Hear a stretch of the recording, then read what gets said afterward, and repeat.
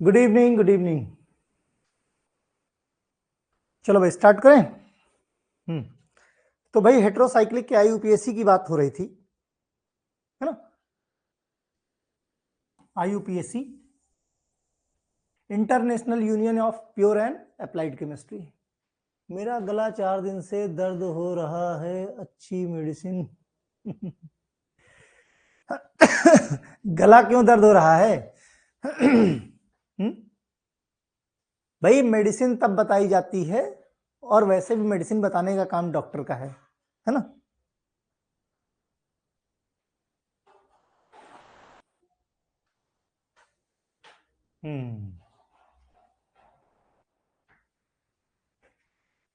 तो डॉक्टर को दिखाओ भाई कि क्यों दर्द हो रहा है गला। बाकी मौसम चेंज है, अगर मौसम की वजह से है ना, तो गर्म पानी में सेंधा नमक और थोड़ी सी मेथी, इसको खूब अच्छे से बॉयल कर लो और इसका गार्गल कर लो। उम्मीद है कि आराम मिल जाएगा, है ना। मेथी दाना होता है ना, वो सेंधा नमक, पिंक सॉल्ट, ठीक, दोनों ले लो और पानी में एक गिलास में डाल दो, और खूब अच्छे से जब बॉयल हो जाए तो पीने लायक हो जाए तो उससे गार्गल कर लो। अगर मौसम की वजह से होगा तो आराम जरूर मिलेगा। भाई मेरा तो देखो, मैंने क्या कहा, धीरे धीरे ही ठीक होता है, लेकिन यह कि हाँ, मैंने एक ही दिन खाली क्लास नहीं ली, उसके बाद से मैं लगातार क्लास ले रहा हूँ। गला कितना भी गड़बड़ हो, क्योंकि ओवरनाइट ठीक नहीं होता है। मोहम्मद अमन, अब उसमें क्या प्रॉब्लम है, वो तुम्हारा चेक करने के बाद ही पता चल सकता है ना कि क्यों नहीं आ रहा है। अब ऐसे कोई पूछे हम एग्जाम में लिख के आए हैं, पास होंगे कि फेल होंगे, कैसे बता दें, है ना। थायराइड की वजह से गला दर्द नहीं होगा, उसके लिए परेशान ना हो, ठीक है।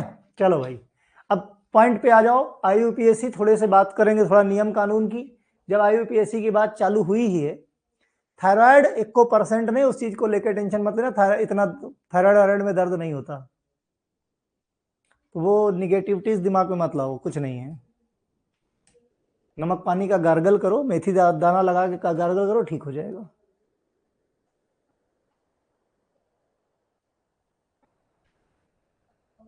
गुड। क्या हो गया सना तुमको? देखो चलो भाई, बात करें।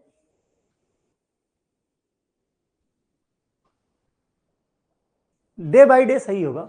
चलो अब टॉपिक क्लोज, पढ़ाई स्टार्ट करो। Type of heteroatom is indicated by the prefix as the shown below. भाई देखो, सिंपल सी चीज है कि कोई भी हेट्रोएटम है, भाई हेट्रोसाइक्लिक का हम आईयूपीएसी देखने की बात करते हैं, हेट्रोसाइक्लिक के आईयूपीएसी के देखने की बात करते हैं। तो हेट्रोसाइक्लिक में सबसे पहले तो हमको पता होना चाहिए कि किसको क्या बोलते हैं ना, एकदम बेसिक से रूट ग्रॉस। जो तुम लोगों की स्थिति देखने के बाद लगा कि 1-2 लेक्चर हम एटलीस्ट नियम कानून के ले लें, तो शायद तुमको ज्यादा अच्छे से समझ में आ जाए। कहीं पर कोई भी रिंग है, अगर कहीं पर कोई भी रिंग है, राइट, तो वहां पर अगर हेट्रोएटम लगा है, अगर हेट्रोएटम लगा है, इट मींस वो कैसा है, हेट्रोसाइक्लिक है। इसका मतलब वो उससे क्या बोलेंगे, हेट्रोसाइक्लिक बोलेंगे। देखो क्या है ना, कि तुम लोगों का गला खराब हो, हेडक हो, सरदर्द हो, कम से कम चुपचाप बैठ के मोबाइल या लैपटॉप के सामने क्लास ले सकते हो। हमारा कुछ भी खराब हो, हमको खड़े होके बोलना है। जब मंडे को बताता हूं, मॉर्निंग से लेके शाम तक कम से कम हमने 10-12 बार गार्गल किए, 10-12 बार, है ना, कि कम से कम इस लायक हो जाऊं कि क्लास ले पाऊं।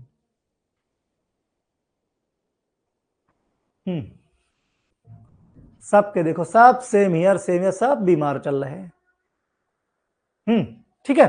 तो हेट्रोएटम, अब हेट्रोएटम में जहां पे ऑक्सीजन लगा है उसको हम ऑक्सा बोलेंगे, ठीक है। जहां पे सल्फर लगा है उसको हम थाया बोलेंगे, जहां फास्फोरस लगा है वहां फास्फा बोलेंगे, और जहां नाइट्रोजन लगा है वहां एजा बोलेंगे। क्लियर है? वहां एजा बोलेंगे। ठीक। विजय, तुम बीमार कैसे पड़ोगे? जहां तुम्हारे गले में कोई दिक्कत आएगी, मेडिकल स्टोर पर बैठे हो, एक गोली एजिथ्रल की लोगे और खा लोगे, सुबह तक ठीक हो जाओगे। मेडिकल स्टोर लोगे, यही तो फायदा है। एजिथ्रल काम करती दवाई, अच्छी दवाई है। ठीक है, ऑक्सा, थाया, फास्फा, एजा, ये कहानी तो हो गई। ठीक है, एजा। लेकिन लेकिन अब रिंग में 3 एटम है, 6 एटम है, रिंग साइज के हिसाब से उसको क्या बोलेंगे? रिंग साइज के हिसाब से क्या बोलेंगे? कब क्या बनता है उसके बारे में भी जानकारी होनी चाहिए। रिंग साइज पे आ जाओ भाई। Ring size is indicated by the suffix are derived from the Latin numerals, namely from इर, ट्राई, इट, टेट्रा। अब ध्यान समझना, हेट्रोसाइक्लिक कठिन क्यों बोलता हूं मैं? हाँ, है ना, कठिन क्यों बोलता हूं? उसके पीछे की वजह यही है, क्योंकि यहां पे क्या बोलते हैं, देखो, अगर 3 एटम की रिंग है, 3 एटम की रिंग है, तो क्या बोलेंगे? इर। ध्यान समझना बात को। 3 एटम की रिंग है, इसका मतलब सिंपल सी बात, केवल इतना कंपैरिजन कर लो कि अगर एलिफेटिक होता, एलिफेटिक होता 3 कार्बन का या 3 एटम का, तो हम प्रोप बोलते। यहां क्या बोले? इर, यानी प्रोप कन्वर्ट हो गया इर में। 4 एटम की रिंग है तो इट बोलेंगे, अगर एलिफेटिक में होता तो ब्यूट होता। 5 एटम का है तो ऑल बोलेंगे, 5 एटम 5 मेंबर्ड है तो ओल, अगर 5 मेंबर्ड इधर होता तो पेंटा बोलते या पेंट बोलते। 6 मेंबर्ड है तो आइन, इन बोलेंगे, अगर इधर होता एलिफेटिक में तो हेक्स बोलते, है ना। अगर रिंग साइज 7 एटम की है तो एप बोलेंगे, क्या बोलेंगे? एप। ठीक, और अगर एलिफेटिक होता तो हेप्ट बोलते, क्या बोलते? हेप्ट। 8 है तो ओक, ऑक, और इधर क्या बोलते? ऑक्ट। इधर 9 है का तो ऑन, और एलिफेटिक होता तो नॉन बोलते। 10 है तो डेक, इधर एक बोलेंगे, और एलिफेटिक होता तो डेक बोलेंगे। ये फर्क है एलिफेटिक और एरोमेटिक में। ठीक है, एलिफेटिक और एरोमेटिक में ये फर्क है। दूसरा भाई, इसके सामने क्या बोलेंगे? जैसे 3 का है, 3 का है, ठीक है, 3 का, ठीक, एक 6 का भी ले लो, 6 का भी ले लो। देखो, चीजों को अगर नियम कानून से पढ़ोगे तो चीजें, उम्मीद है। ओके, अब ध्यान से देखो, ओ को क्या बोलेंगे? ऑक्स। ऑक्स कहां पे लगा रहे हैं? प्रफिक्स में लगा रहे हैं। ऑक्स कहां पे लगा रहे हैं? इसके पहले क्या देखा हमने? प्रफिक्स में, यानी हेट्रो एटम का प्रफिक्स क्या होगा? ऑक्सा। ठीक है, तो यहां पे क्या लगाएंगे?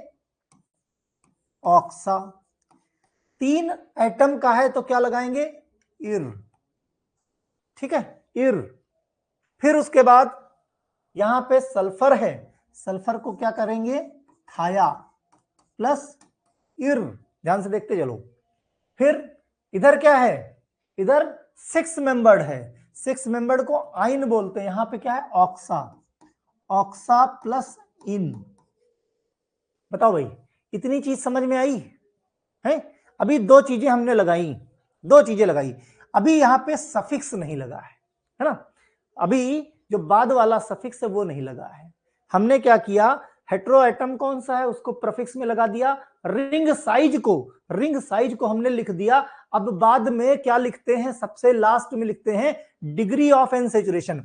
Ending indicate the size and degree of unsaturation of ring. किसी भी हेट्रो एटम का जो नॉमेनक्लेचर करते हैं उसकी एंडिंग कैसे होगी, ये किस पे पता चलेगा? एंडिंग पता चलेगा साइज और डिग्री ऑफ अनसैचुरेशन से। हमने यहां तक लिख दिया। अब बात करते हैं है कि हाँ, अब देखो इधर एंडिंग की बात हो रही है।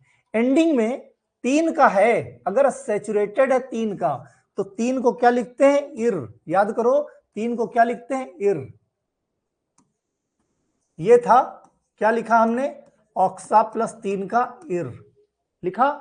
ध्यान समझना बात को, ये देखो इर लिखा था इसको, ठीक है, इर। और अगर सैचुरेटेड है, सैचुरेटेड है तो सफिक्स में क्या रहेगा, एन।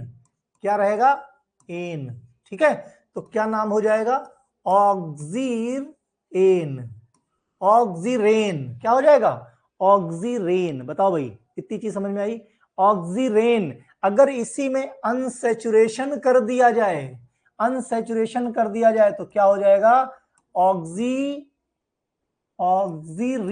क्या हो जाएगा, ऑक्सीरीन। बताओ भाई, इतनी चीज समझ में आई, ऑक्सीरीन।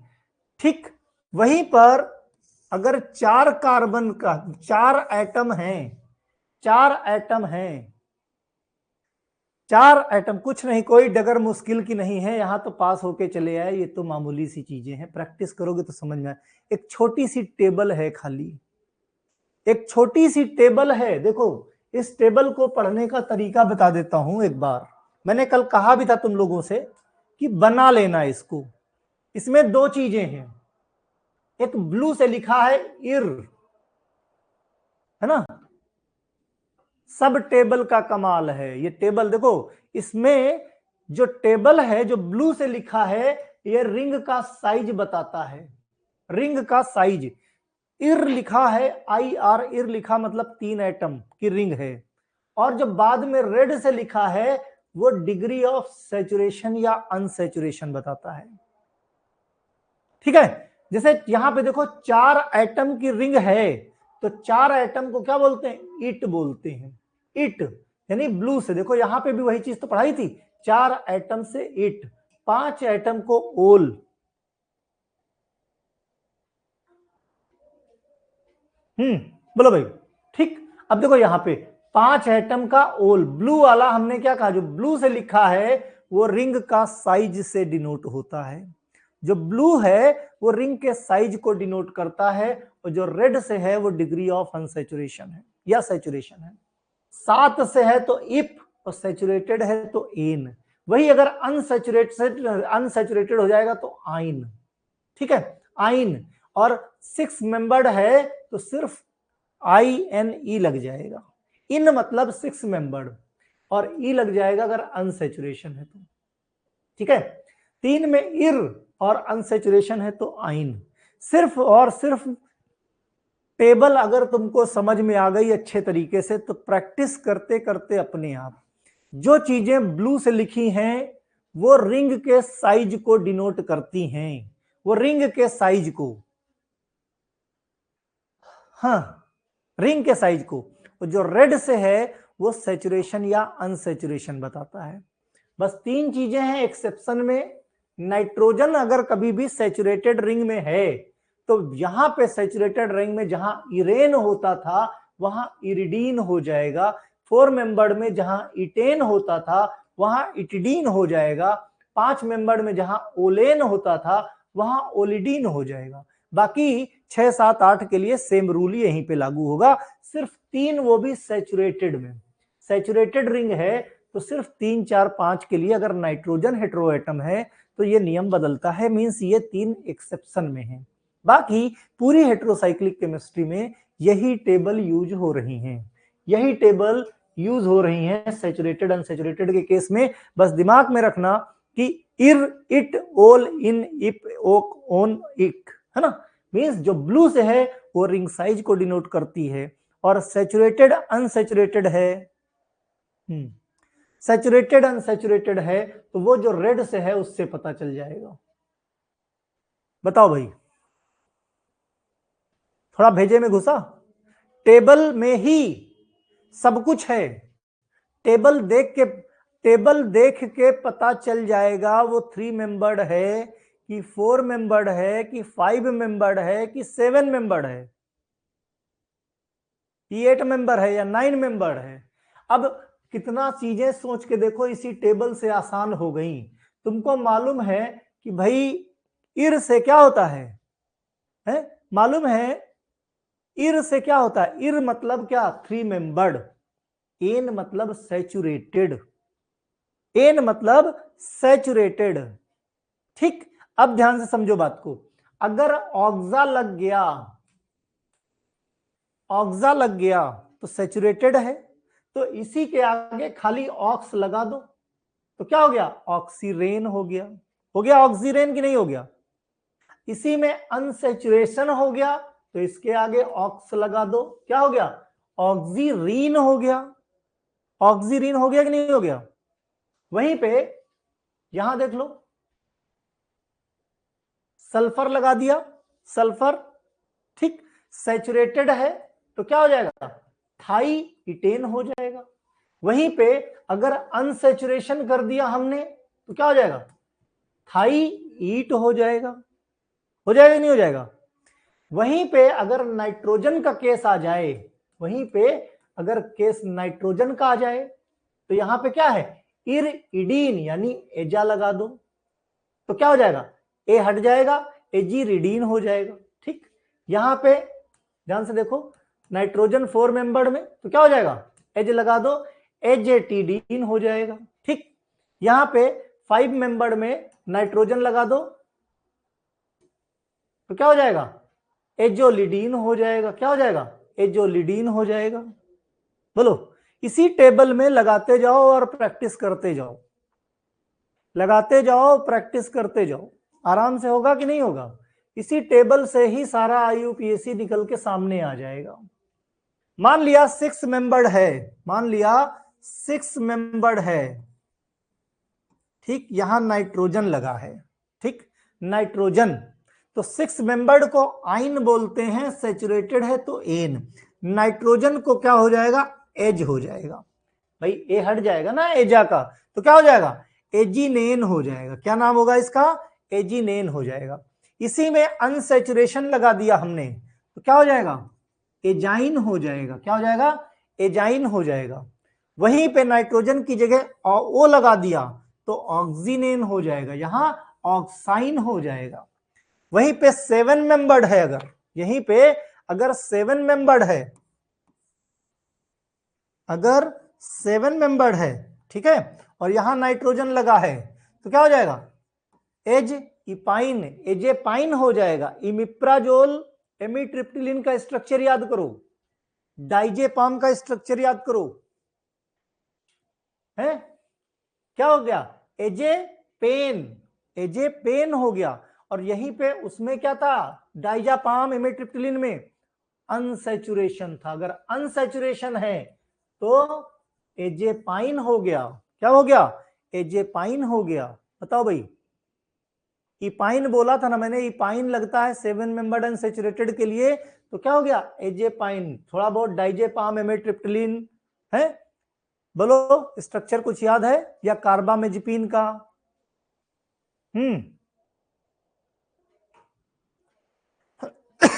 बताओ भाई, ये टेबल से प्रैक्टिस कैसे करनी है, समझ में आया कुछ कि नहीं। सांप सूंघ गया सबको क्या। याद रहे कि ये अकेली टेबल में इतनी ताकत है, तुमको हेटेरोसाइक्लिक केमिस्ट्री याद करा सकती है। तो ये टेबल क्या करना है तुमको, ये टेबल बनाना है और फिर A4 साइज का पेपर लेना है। फिर तुमको A4 साइज का पेपर लेना है या कोई भी रफ कॉपी लेना है, और पहले पहले 3 मेंबर्ड, पहले 3 मेंबर्ड रिंग बनानी है, 3 मेंबर्ड की, ठीक है। फिर 4 मेंबर्ड की रिंग बनानी, कभी नाइट्रोजन लगाओ, कभी ऑक्सीजन लगाओ, कभी सल्फर लगाओ, कभी फॉस्फा लगाओ, कोई भी हेटेरो एटम लगाओ, ठीक है। कभी 5 मेंबर्ड बनाओ, कभी 6 मेंबर्ड बनाओ, हर तरह के बनाओ और प्रैक्टिस करे रहो। धीरेन्द्र कुमार शुक्ला अगर कल क्लास नहीं लिया होगा तो ऊपर से जा रहा होगा। ठीक है, इसीलिए मैंने कल ये टेबल बहुत अच्छे से एक्सप्लेन नहीं करी, क्योंकि मुझे मालूम था एक दिन में अगर एक्सप्लेन करने जाऊंगा ना तो अटैक पड़ जाएगा, केमिस्ट्री से इंटरेस्ट खत्म हो जाएगा। मुझे भी मालूम है कि तुमको, तुम्हारे दिमाग पे कितना प्रेशर दिया जा सकता है। सारी चीजें अगर एक साथ पढ़ा दूंगा ना तो क्या कहते हैं ना, जैसे सिस्टम नहीं हैंग हो जाता, और फिर हिम्मत नहीं पड़ती केमिस्ट्री की तरफ देखने की, आधे से ज्यादा बच्चे गायब हो जाएंगे। ये चीज समझ में आई कि नहीं? कुछ अच्छा एक चीज बताओ, एक साइंटिस्ट लोग थे जिन्होंने पूरी पूरी किताबें लिख डाली, पूरी पूरी किताबें लिख डाली, तुम खाली एक पेज नहीं याद कर पा रहे हो भाई। इर इट ऑल इन इफ ऑक ओन, इसका न्यूमेनिक्स मैंने वो जो 3 वीडियो मैंने बताए हैं ना, उसका न्यूमेनिक्स बता रखा है मैंने, न्यूमेनिक्स बता रखा है, उस वीडियो को देखो जाके, है ना, एप्लीकेशन पे अपलोड है, न्यूमेनिक्स बता रखा है, जिससे तुमको ये याद हो जाएगा। और वैसे भी प्रैक्टिस पे है, जैसे एजेपाइन इपाइन, देखो मुझे क्या है कि जैसे मैंने कहा ना, एमिट्रिप्टिलिन कार्बामेजिपिन वगैरह के स्ट्रक्चर देखो, इमिप्रामिन वगैरह के स्ट्रक्चर देखो, तो चीजें तुमको याद हो जाएंगी। ठीक है, तो ये प्रैक्टिस करना। अब देखो ध्यान से, जैसे जैसे जैसे ये क्या है, 3 कार्ब, 3 एटम का है, 3 एटम को अगर लिखोगे ऑक्सा, ठीक। अब सैचुरेटेड है तो 3 से क्या लिखोगे, 3 का है तो इर, और सैचुरेटेड है तो एन, क्या हो जाएगा, ऑक्सीरेन हो जाएगा कि नहीं हो जाएगा। वही सल्फर में आ जाओ, सल्फर का थाया, 3 का है तो इर, सैचुरेटेड है तो एन, क्या हो जाएगा, थायरिनेन। वही नाइट्रोजन का केस अलग हो जाता है, नाइट्रोजन के केस में इरिडीन हो जाता है, तो एजिरिडीन क्या हो गया, एजिरिडीन। 4 का ले लो, तो ऑक्सीजन है तो ऑक्स, और 4 कैसे पता चलेगा, एट से 4, और अगर सैचुरेटेड है तो एन, तो क्या हो जाएगा, ऑक्सीटेन। सल्फर है तो वही थाइटेन, लेकिन यहां पे नाइट्रोजन के केस में बदल जाता है, एटिडीन हो जाता है, क्या हो जाता है, एटिडीन हो जाता है, तो नाइट्रोजन में एजा एटिडीन, क्या हो जाएगा, एजेटिडीन। 5 मेंबर्ड में ले लो, तो 5 मेंबर्ड में ओ है तो ऑक्स और ओल। 5 मेंबर्ड कैसे पता चलेगा, कहीं पर भी अगर हेट्रोसाइक्लिक में ओल लिखा है, ओल मतलब 5 मेंबर्ड, और आगे एन लगा है, इसका मतलब सैचुरेटेड, यानी ओलेन है तो सैचुरेटेड ऑक्सीजन है, तो ऑक्सिलेन है ना, ऑक्सोलोन। सल्फर है तो थाइओलेन हो गया, और नाइट्रोजन है तो एजोलिडीन हो गया, है ना, इडीन लग जाता है अगर नाइट्रोजन का केस है। तो 5 तक ही, मींस 3 4 5, नाइट्रोजन का खाली एक्सेप्शन कहां तक है, ये 3 4 5 मेंबर के रिंग में ही है, बाकी किसी में भी नहीं है, बाकी सब नॉर्मल हमारी टेबल की तरह चलेगा। बताओ भाई, इसी तरीके से तो प्रैक्टिस करनी है। देखो हेट्रोसाइक्लिक केमिस्ट्री बीएससी में है ना, बीएससी में है, और बीएससी वालों को भी बहुत अच्छे से नहीं आती, लेकिन ये टेबल विश्वास मानो, अगर तुमने अच्छे से पढ़ के प्रैक्टिस खाली इस टेबल की कर ली, और इसके लिए कुछ ज्यादा नहीं करना है, कोई भी एक शाम, जैसे आज जब क्लास खत्म होगी तो एक माइंड सेट करो कि आज हम कुछ नहीं पढ़ेंगे, है ना, ठीक, हम आज कुछ नहीं पढ़ेंगे, चाहे जो जितनी डिटेल में हो, है तो यही सारा सार इसी का है, हेट्रोसाइक्लिक का, ठीक है, वहां सिंथेसिस वगैरह सब कुछ है। खैर, बस क्लास के बाद माइंड सेट करो कि आज हम कुछ नहीं, ये टेबल बनाएंगे, और इस टेबल को पूरी तरीके से जितनी भी हैं, अब कई बार प्रैक्टिस करो। इर तुम्हारे दिमाग में बैठ गया होगा कि 3 मेंबर को इर बोलते हैं, सैचुरेटेड है तो एन, और अगर अनसैचुरेटेड है तो आइन, ठीक है, ठीक। वहीं 4 को इट बोलते हैं, और अगर सैचुरेटेड है तो एन, और नहीं तो इट। 5 को ओल बोलते हैं, 6 को इन बोलते हैं, 7 को एप बोलते हैं। 7 तक ही जरूरत पड़ती है, ज्यादा हमारे में जो स्ट्रक्चर है वो सिर्फ 7 तक ही जरूरत पड़ती है, सिर्फ इतनी ही 7 तक की जरूरत पड़ती है। आलिया को देखो याद हो गई टेबल, तो मुश्किल नहीं है। अगर ये कहते रहोगे कि कठिन है कठिन है कठिन है, तो हमेशा कठिन रहेगा, लेकिन ये मालूम है अगर कि कोई भी एग्जाम बीट करने के लिए टेबल याद करनी जरूरी है ना, तो चीजें आसान हो जाएंगी। ठीक, चलो भाई, इसकी प्रैक्टिस हो गई। अब देखो 6 मेंबर्ड की रिंग है कि 6 मेंबर्ड की रिंग है भाई। चलो 6 मेंबर्ड सैचुरेटेड, क्या होगा, सैचुरेटेड है, एजा हो गई, है ना, एजा हो गई, और 6 को क्या बोलते हैं, इन बोलते हैं, और सैचुरेटेड को क्या बोलते हैं, एन बोलते हैं। सैचुरेटेड को क्या है, एन बोलते हैं, है ना। तो क्या हो गया, एजीनेन हो जाएगा, एजीनेन की नहीं हो जाएगा, बोलो भाई, एजीनेन। और वहीं पे अगर इसमें अनसैचुरेशन कर दिया, वहीं पे इसमें अनसैचुरेशन कर दिया तो इनेन जो था वो आइन में कन्वर्ट हो जाएगा, यानी क्या हो जाएगा, सिर्फ INE। जो इनेन था वो INE हो जाएगा, यानी एजाइन हो जाएगा। सही नाम क्या हो जाएगा, एजाइन।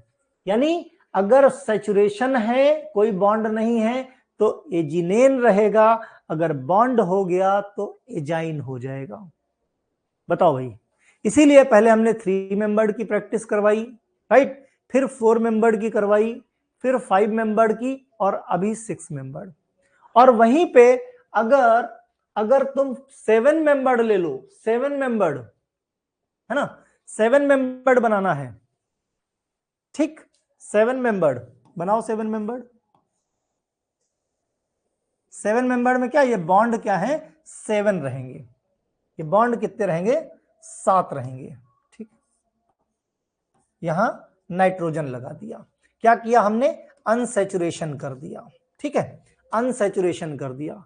अनसैचुरेशन में भाई ये क्या है, हेटेरो एटम, एजा है, ठीक है, 7 मेंबर्ड है, इपेन हो जाता सैचुरेटेड में, लेकिन यहां पे अनसैचुरेशन में क्या हो जाएगा, इपाइन। इपाइन तो नाम क्या रहेगा, एजा प्लस इपाइन क्या हो जाएगा, एजेपाइन, एजे पाइन। बोलो भाई, बताओ कुछ मुश्किल है क्या, कुछ मुश्किल है क्या। अब भाई पूरा फर्स्ट ईयर में ये केमिस्ट्री पढ़नी थी, है ना, पूरा फर्स्ट ईयर में। अब वहां अगर नहीं पढ़ा है तो फिर तो यहां पढ़ना पड़ेगा।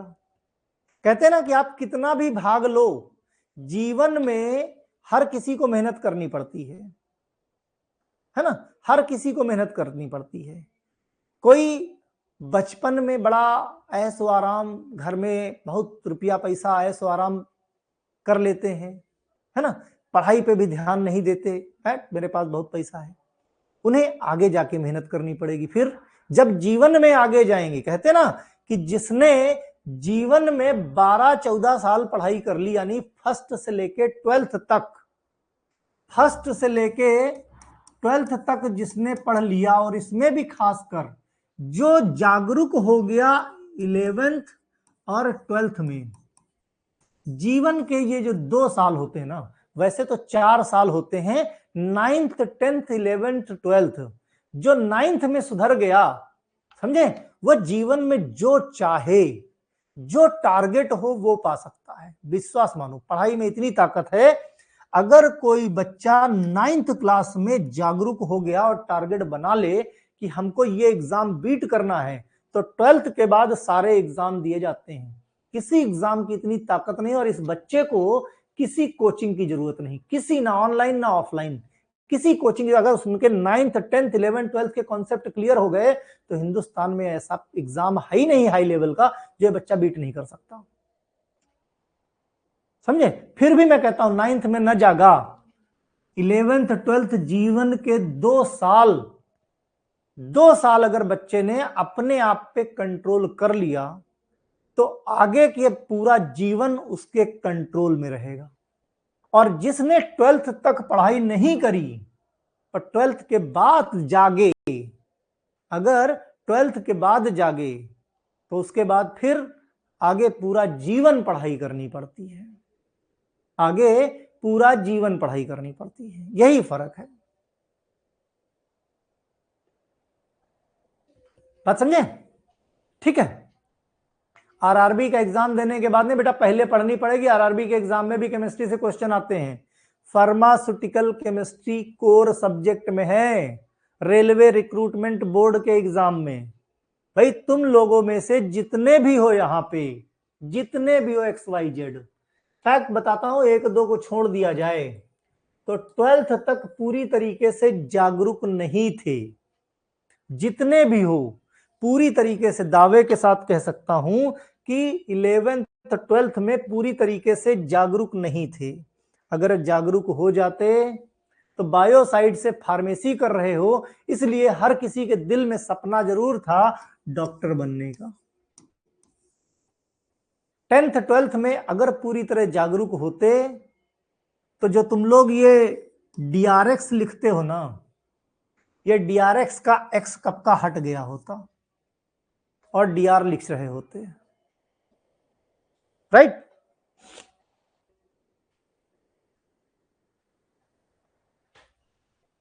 ठीक है, खैर चलो भाई, अब जो भी है, अब जो हो गया उसे तो वापस नहीं लाया जा सकता, लेकिन ये जो कुछ साल बचे हैं अभी जीवन के, है ना, इसमें पढ़ के ऐश कर लो, क्योंकि धीरे धीरे हर किसी को एहसास होने लगा होगा दुनिया में सबसे आसान पढ़ाई है,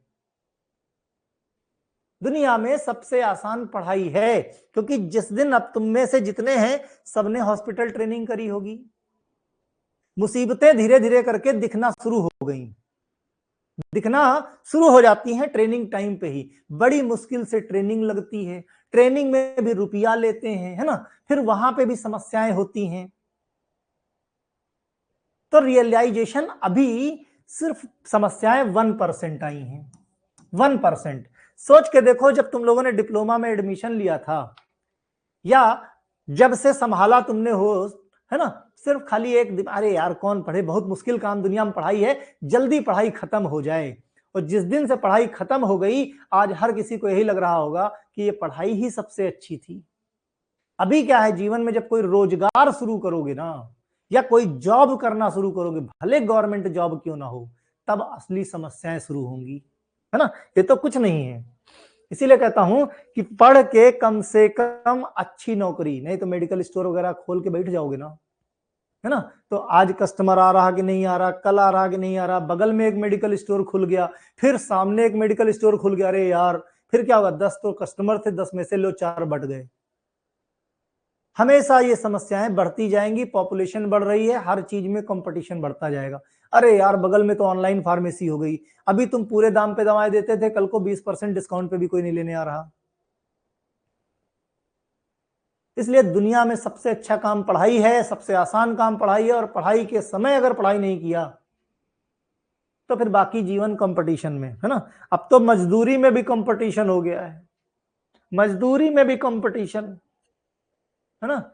जो जो मजदूर 9 बजे से 5:30 बजे तक काम करता उसकी डिमांड ज्यादा, जो मजदूर घर से खाना नहीं लेके आता उसकी डिमांड ज्यादा, जो रेस्ट नहीं करता उसकी डिमांड ज्यादा।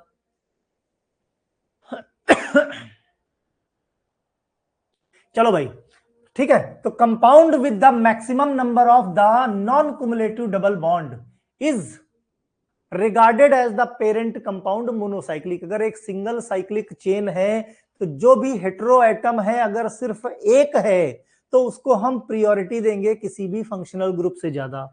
ठीक, यहां पे देखो अनसैचुरेटेड हैं, सारे अनसैचुरेटेड हैं। अनसैचुरेटेड में क्या होता है, 3 है, देखो ध्यान से, अगर 3 एटम है तो 3 एटम कैसे पता चला, इर से, इर, है ना। ऑक्स मतलब ऑक्सीजन है और आइन मतलब अनसैचुरेशन है। यहां पे एजिरिडीन हो गया, यहां एजेपाइन हो गया, राइट, और यहां पे एजोसीन हो गया 8 मेंबर। ठीक है, ठीक। अब देखो यहां पे एक केस आता है, कहीं पे पार्शियल सैचुरेशन और कहीं कंप्लीट, कहीं पार्शियल अनसैचुरेशन, कहीं कंप्लीट अनसैचुरेशन। कई बार पेपर में तुम लोगों ने देखा होगा स्ट्रक्चर आईयूपीएससी में डाईहाइड्रो लगा होता है, डाईहाइड्रो लगा होता है कि नहीं होता है। ठीक है, तो यहां देखो सेम है एजेपाइन, इसका हमने आपको बता ही दिया एजेपाइन। अब यहां पे देखो नंबरिंग करते हैं तो नाइट्रोजन को नंबर 1 लेते हैं, फिर 2, फिर 3, फिर 4, फिर 5, फिर 6 प्लस 7, 7 मेंबर्ड है। ठीक है, 7 मेंबर्ड है। अब ध्यान से देखो यहां पे जो 2 और 3 के बीच में बॉन्ड था वो बॉन्ड नहीं है, मींस यहां पे हाइड्रोजिनेशन हो चुका है, यानी इस बॉन्ड को यहां पे सैचुरेट कर दिया गया है। कैसे पता चलेगा, क्योंकि तुम्हारा जो 7 मेंबर्ड है अनसैचुरेशन है, उसकी कहानी तो यहां पे एजेपाइन पता है, लेकिन कैसे पता चलेगा ये भी एजेपाइन ये भी एजेपाइन, ये कंप्लीट अनसैचुरेशन है ये पार्शियल अनसैचुरेशन है। ठीक है, कैसे पता चलेगा, तो हमने क्या लिखा, 2 और 3 पे लग गया डाईहाइड्रो। किसी भी डबल बॉन्ड को अगर खत्म करना है तो उन दोनों पे एक एक हाइड्रोजन लगा दो। इसको क्या बोलते हैं? रिड्यूस करना, रिडक्शन। एडिशन ऑफ हाइड्रोजन को रिडक्शन बोलते हैं, रिमूवल ऑफ हाइड्रोजन को ऑक्सीडेशन बोलते हैं। बोलो भाई, ऑक्सीडेशन रिडक्शन का कॉन्सेप्ट तो क्लियर है? तो यहां पे ध्यान से देखो, यहां पे अनसैचुरेशन अल्टरनेट पोजीशन पे है, यहां का जो डबल बॉन्ड है ये बॉन्ड नहीं है। क्यों नहीं है? क्योंकि इसको रिड्यूस कर दिया गया। कैसे? यहां हाइड्रोजिनेशन करा दिया गया है। हाइड्रोजिनेशन, अब मत कहना कि हाइड्रोजिनेशन नहीं पता है। नहीं, एलिफैटिक का हम नॉमेनक्लेचर नहीं पढ़ाएंगे, वो पढ़ाने चलेंगे तो फिर तो सब हो जाएगा बंटाधार है। ठीक है, तो यहां पे हाइड्रोजन, यानी एक हाइड्रोजन यहां लगा है और एक हाइड्रोजन यहां लगा है, यानी दूसरी पोजीशन पे एक हाइड्रोजन, तीसरी पोजीशन पे एक हाइड्रोजन, तो क्या लगा दिया? डाई हाइड्रोएजेपाइन। बताओ भाई, बताओ भाई, मैजिक कुछ दिख रहा है कि नहीं? अभी सब हवा में हो कि कुछ मैजिक आया?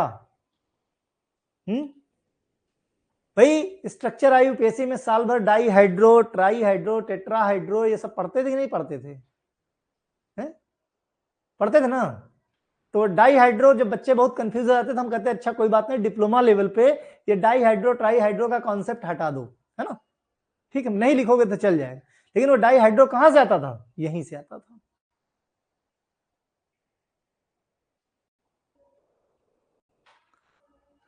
सब समझ में आ रहा है ना? अच्छा, कुछ रिग्रेट हो रहा है कि ये चीजें खास खास फर्स्ट ईयर में पढ़ ली होते तो स्ट्रक्चर आई यूपीएससी तो चुटकियों का खेल हो जाता। जो रट रहे थे हैं, वो रटना नहीं पड़ता। उमेश कुछ कुछ आ रहा है, कोई बात नहीं, प्रैक्टिस करोगे तो बाकी चीजें भी आ जाएंगी, है ना? फिर देखो, अब कहानी ये है, अभी तक हमने क्या देखा? सिर्फ एक single hetero atom, single hetero atom, है ना? अब एक से ज्यादा अगर हेटेरो एटम है तो क्या करेंगे?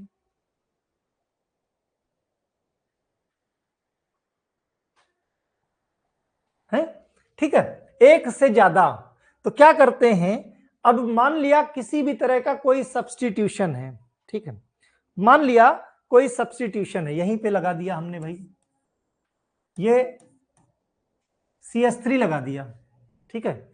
नंबरिंग शुरू करो भाई, नंबरिंग शुरू करो, नंबरिंग नंबरिंग ऐसा करते हैं कि जो हेटेरो आइटम है उनका नियरेस्ट आ जाए, तो 1 2 3 4 5 और 6, ठीक है। तो पहली, तीसरी और पांचवी पोजीशन पे हेटेरो एटम है नाइट्रोजन।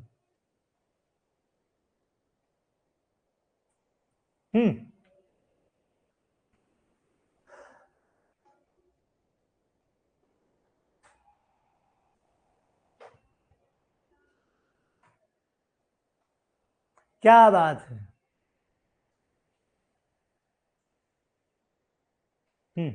ठीक है, रिग्रेड था। तो 135 भाई, इसमें क्या लिख सकते हो? दूसरी पोजीशन पे देखो मिथाइल ग्रुप है, तो लिख सकते हो 2 मिथाइल, लिख सकते हो 2 मिथाइल। उसके बाद 135 पोजीशन पे क्या है? नाइट्रोजन है। तो 135 3 नाइट्रोजन है तो क्या लिखोगे? Try, try. और नाइट्रोजन है तो क्या लिखोगे? एज। और 6 मेंबर्ड अनसैचुरेटेड है तो क्या लिखोगे? आइन। 6 मेंबर्ड अनसैचुरेटेड है तो क्या लिखोगे? आइन। लिखोगे नहीं लिखोगे? तो क्या हो जाएगा? एजाइन। क्या हो जाएगा? एजाइन। बताओ भाई, 2 मिथाइल 135 ट्राई एजाइन हो सकता है कि नहीं हो सकता? बताओ। अब यहां पे कोई भी फंक्शनल ग्रुप लगाते जाओ, कोई फर्क नहीं पड़ता, है ना? कोई भी सब्स्टिट्यूशन करते जाओ, कोई फर्क नहीं पड़ता, आपको हेटेरो एटम पे ही कॉन्सेंट्रेट करना है। बताओ भाई, इसमें कोई समस्या? पुनीता को रिग्रेट हो रहा है कि हम डी फार्मा ही क्यों किए? उसको रिग्रेट इसलिए हो रहा है डी फार्मेसी करके कि हमने तो एडमिशन हमको ये कह के दिलाया गया था कि डी फार्मेसी का कोर्स कुछ मायने नहीं रखता, चुटकियों में बिना पढ़े निकल जाएंगे। यहां तो पता नहीं एजाइन, इपाइन और इट इरीन के चक्कर में कहां फंसे जा रहे हैं, तो माया जाल लग रहा है। तो अब पढ़ाई ओवरलोड हो रही है, तो जब कहा गया कि भाई फार्मेसी आसान है, वो आसान तो नहीं लग रही है, इसीलिए उसको रिग्रेड हो रहा है। फैक्ट है ना भाई।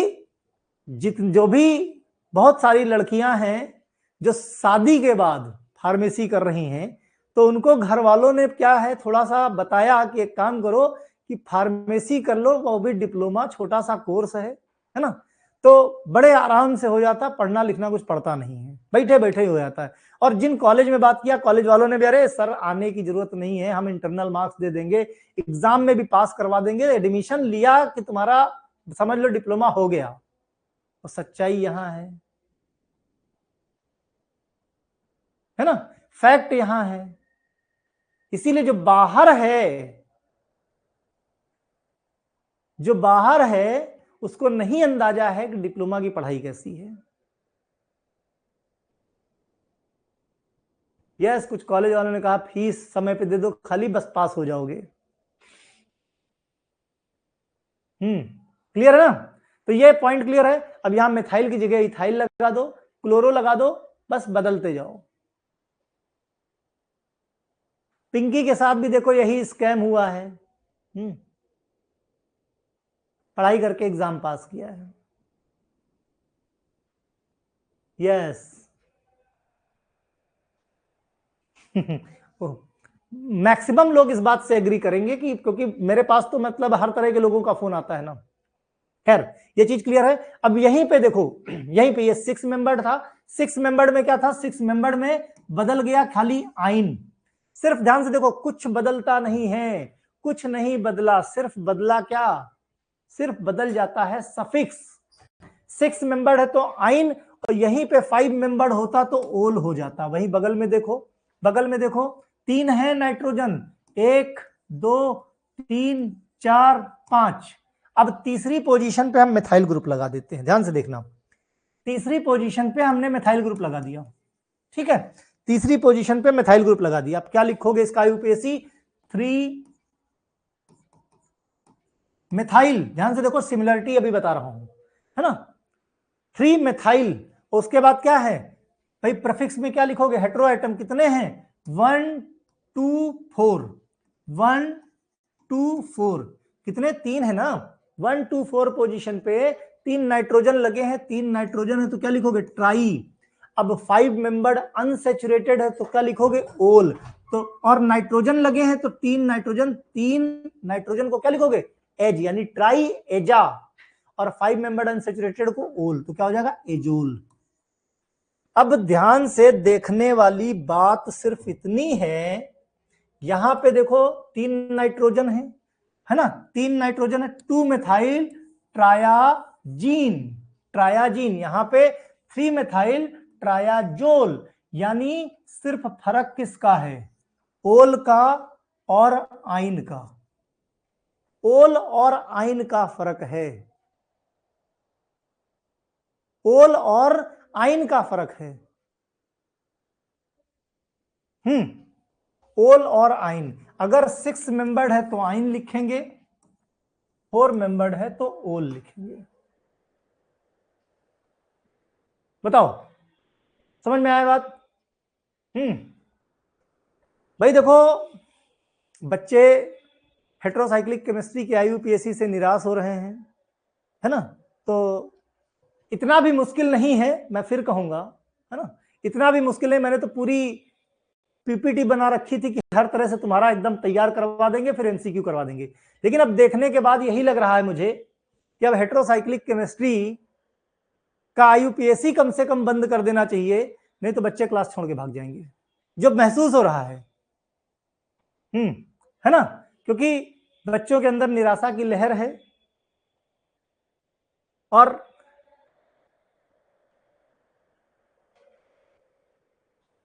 सैचुरेटेड अनसैचुरेटेड में अभी कंफ्यूजन है, कोई बात नहीं, इस टेबल को देख लेना। अगर किसी भी रिंग के अंदर कोई एक सिंगल बॉन्ड भी है तो वो अनसैचुरेटेड होगा, और सिर्फ सिंगल बॉन्ड है तो वो सैचुरेटेड होगा, ठीक है। कल कुछ आसान आसान से केमिस्ट्री के टॉपिक उठाएंगे, हैं, आसान आसान से, नहीं तो बच्चों को फार्मेसी करने में रिग्रेट हो जाएगा। मुझे भी लगने लगा है अब कि गलत टॉपिक उठा लिया मैंने, इस चीज को महसूस होने लगा है।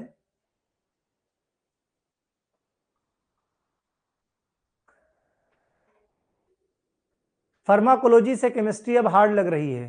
बेटा देखो, जो चीज हमसे पढ़ लोगे वो आसान होगी। फार्माकोलॉजी हमसे पढ़ लिया है तुमने, इसलिए आसान लग रही है। केमिस्ट्री हमसे तुमने नहीं पढ़ी फर्स्ट ईयर में, इसलिए मुश्किल लग रही है, बस फर्क इतना है। ओके, चलो भाई, बाय बाय। बाकी पढ़ते रहो और धीरे धीरे डाउट क्लियर हो जाएंगे, और दोस्तों को जोड़ते रहो।